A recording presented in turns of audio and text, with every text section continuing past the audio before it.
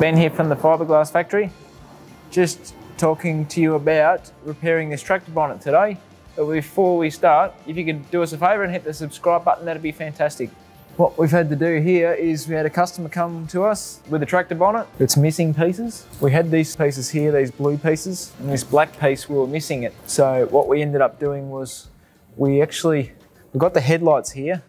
We had the headlights just sort of fixed in there, and we realised that, hey, this side is actually really close to this side.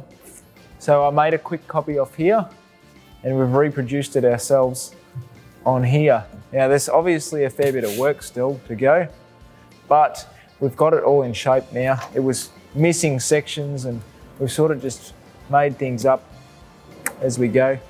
It's going to be a lot cheaper for him than actually buying a brand new one, so that's why he wanted to go this way. We'll get it pretty close. Yeah, so basically I took the section out that we were going to copy, then we waxed it, PVA'd it, made a very small mould off it. We didn't even bother using gel coat.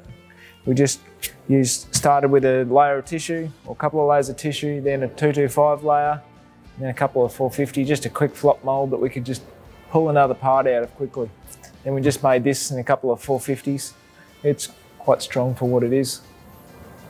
And then we'll build up the backs, we'll join it all together, and then we'll send it to our panel beater guys and get them to finish it all off. And when we put all this in, we made sure that the lights were sitting in there so everything lines up. And yeah, fingers crossed, it's going to be a job well done. All right, thanks very much for watching. Hit the subscribe button if you can, and we'll see you next time.